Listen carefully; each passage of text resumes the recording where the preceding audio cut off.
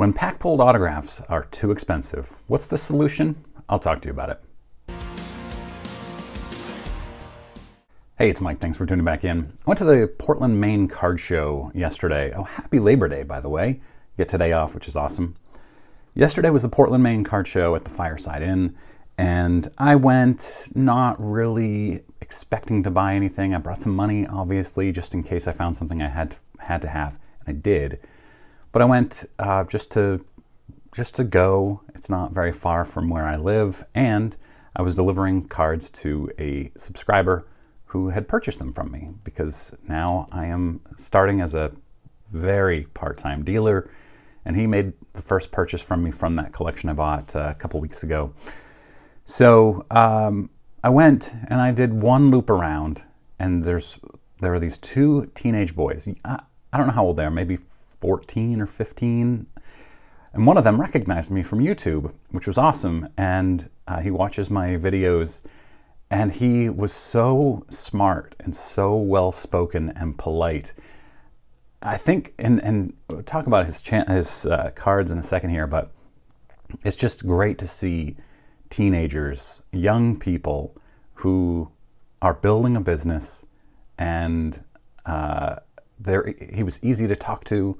It was very cool. And so I stopped at his table because he's got a lot of autographs, and the autographs are of ultra modern rookies and stars, and rookie stars too, by the way. He didn't have any guys that I'd never heard of before. It was just like Drew Jones and Tristan Casas and a bunch of Red Sox prospects. So I guess some of those Red Sox prospects are no names unless you're Red Sox fans. And none of them were pack pulled. At least I don't remember any pack pulled. They were all in-person autographs.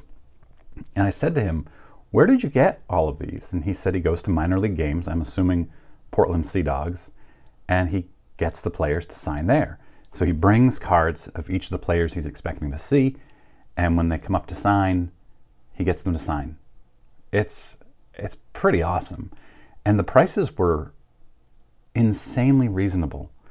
I'll show you the ones that I bought from him. I really wanted to buy a lot. He had really, really good prices on them.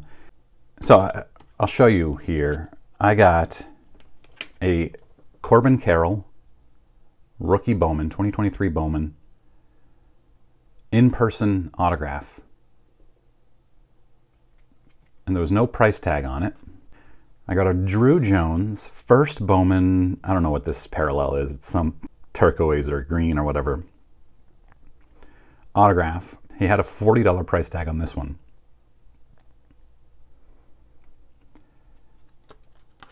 And then he had this Roger Clemens 1985 Topps rookie autograph. And so I asked him, "Where'd you get this one?"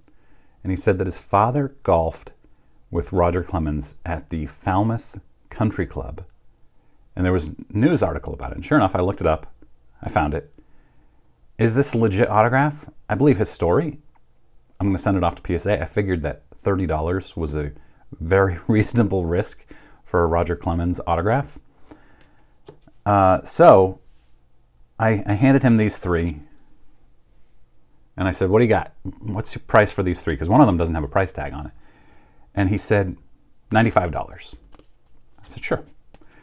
I'm not going to try to negotiate hard with a 14-year-old or however old he was. And I thought his prices were extremely reasonable. I was very pleased with this deal. And, you know, you've got Drew Jones, who is the hot prospect right now.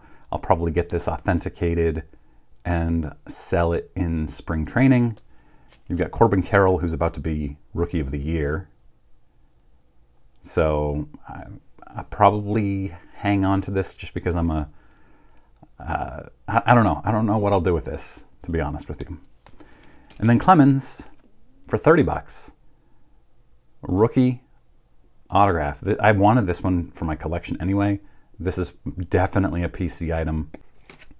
But the reason that I like these, you buy either of these as a pack pulled, it's probably 3 times what I paid for it, 4 times what I paid for it.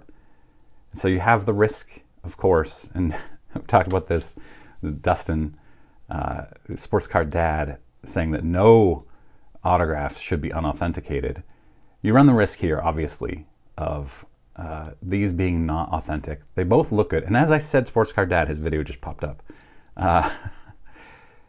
You run the risk of these not being authentic, but they both looked good to me. And the stories, you know, you want to know the provenance of the autograph. And then I believe this kid. Maybe I'm gullible. I'll send these off and both of them will come back questionable authenticity, but I really don't think so. And so I'm really confident in this. And on a budget, getting non-pack pulled in-person autographs, in my opinion, is the way to go.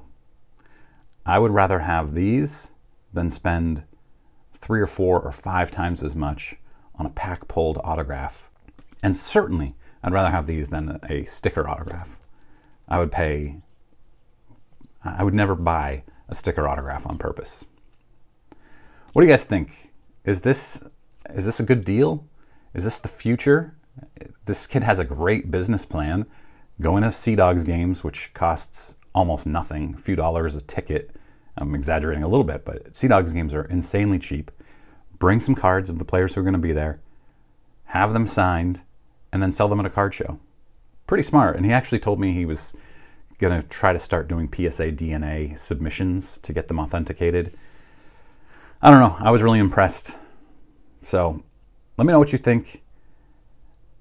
That's it for today. Hope you guys have a great Labor Day. I'll see you all this week.